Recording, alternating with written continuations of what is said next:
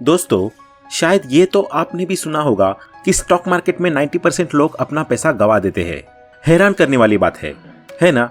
कोई ऐसी चीज जो ज्यादातर केसेस में समय के साथ बढ़ती ही रहती है, उसमें कैसे इतने सारे लोग अपने निवेश किए हुए पैसे को गवा सकते हैं?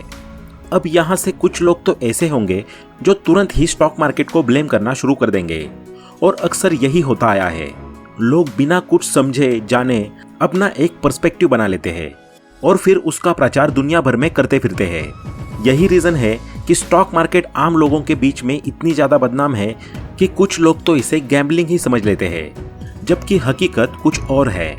गरीब मिडिल क्लास व्यक्ति इससे दूर भाग रहा है, अफवाहें उड़ा रहा है, वहीं दूसरी ओर अमीर इससे पैसा बना रहा है।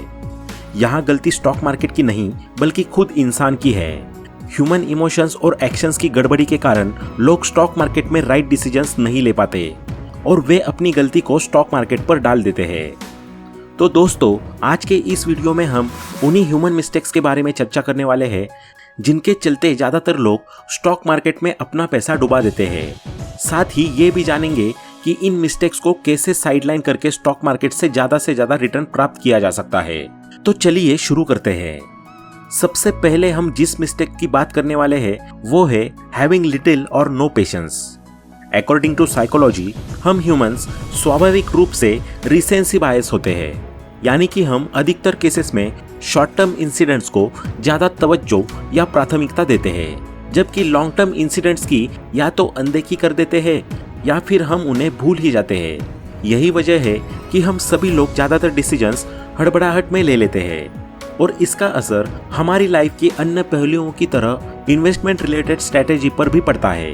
तभी तो ज्यादातर लोग, खास करके बिगिनर्स, स्टॉक मार्केट में अपना पैसा डुबा देते हैं।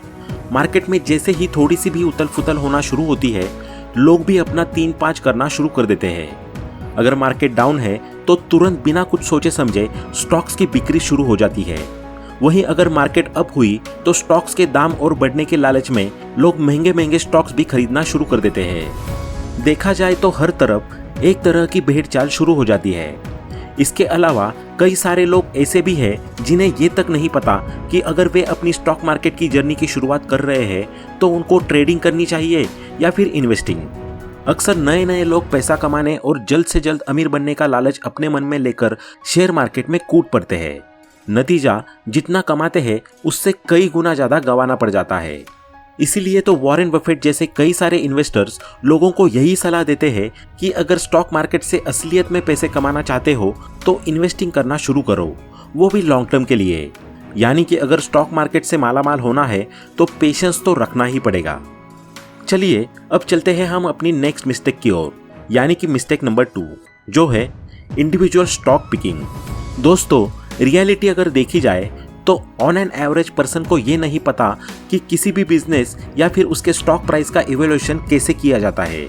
ये देखा गया है कि स्टॉक मार्केट में ज्यादातर लोग किसी भी कंपनी का शेयर अपने अंदाजे से ही खरीद रहे होते हैं। या तो उन्होंने उस कंपनी के बारे में बहुत सुना हुआ होता है या फिर उन्हें किसी दूर के रिश्तेदार ने इसे खरीदने की सलाह दी होती है।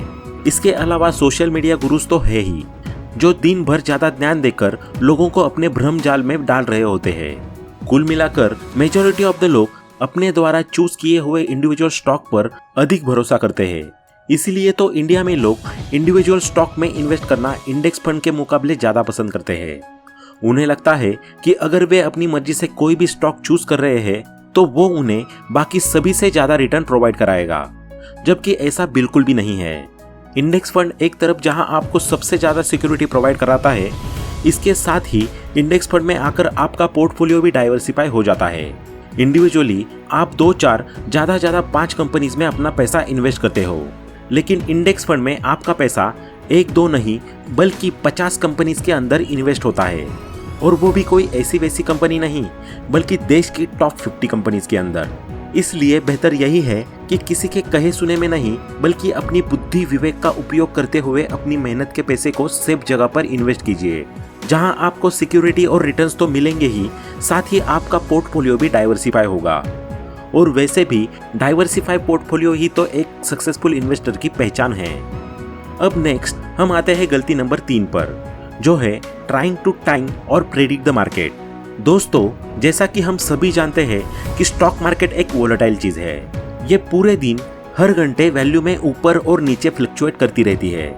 एज ए ह्यूमन, जब चीजें ऊपर जा रही होती है तो हमें वास्तव में एक्साइटमेंट होती है और हम एक खुशहाल आशावादी खरीदार वाले मोड में चले जाते हैं। लेकिन दूसरी ओर जब यही चीजें नीचे जाने लगती है तो तुरंत ही हम नर्वस हो जाते हैं, कंजर्वेटिव हो जाते हैं और अपने नुकसान को कम करने और भागने की कोशिश करने लगते हैं। यही वो असली फैक्टर्स है जो हमारे यानी कि इन्वेस्टर्स की राह में पैसे कमाने में रुकावट पैदा करते हैं। यही वजह है कि हम पैसे गवा देते हैं, क्योंकि हमारी भावनाएं हमें हाई पर खरीदने और लो पर बेचने के लिए दबाव करती है, जो हमारे गोल्स के जस्ट ऑपोजिट है। देखा जाए तो इमोशंस की हड़बड़ाहट भी उसी तरह है जैसे मैंने पेशेंस वाले पॉइंट में बताया था। लगातार लंबे समय तक मार्केट का ऊपर नीचे होना और आपका उसे बार बार देखना बड़ा ही फ्रस्ट्रेटिंग होता है। ये आपके इमोशंस को पीक पर ले जाता है, फिर चाहे वो निगेटिव हो या पॉजिटिव।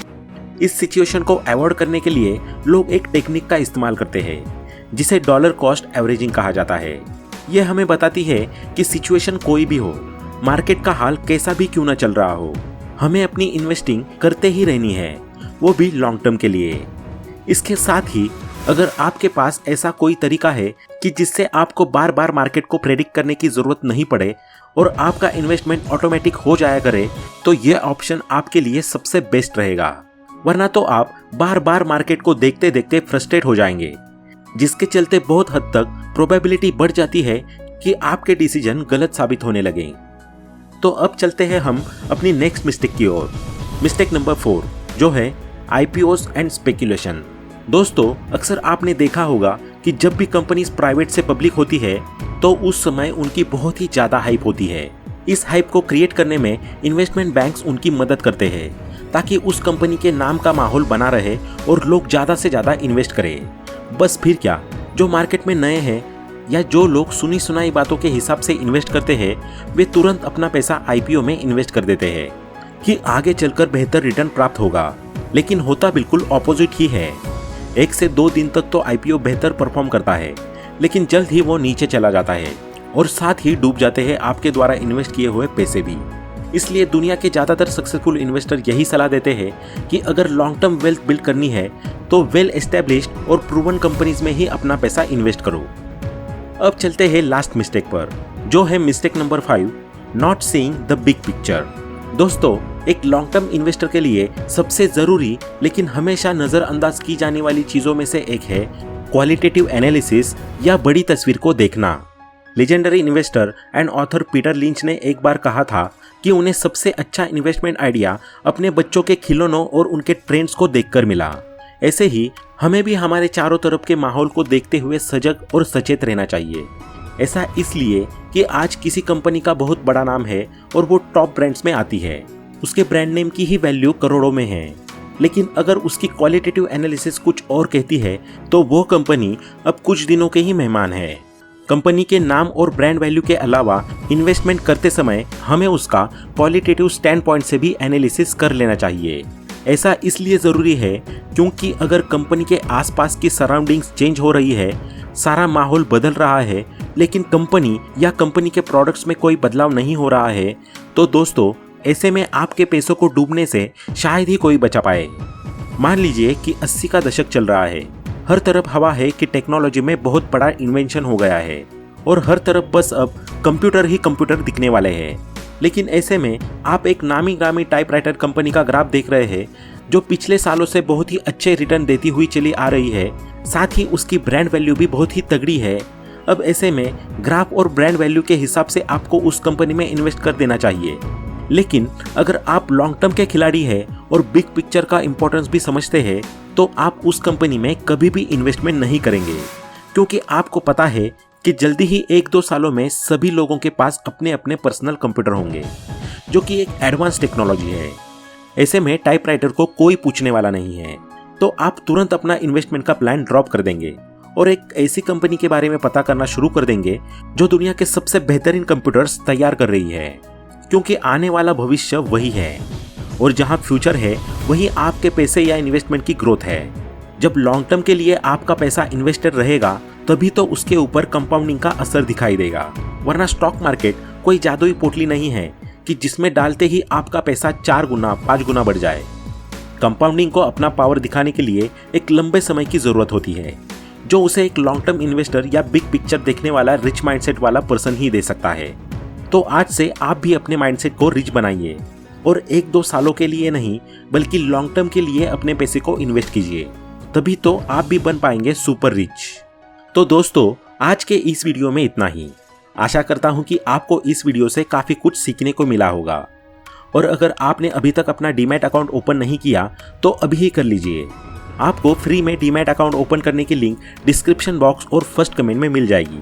तो दोस्तों, अगर आपको ये वीडियो पसंद आई हो तो वीडियो को लाइक करें, अपने दोस्तों के साथ शेयर करें और ऐसे ही वैल्यूएबल वीडियोस को देखने के लिए चैनल को सब्सक्राइब करना ना भूलें।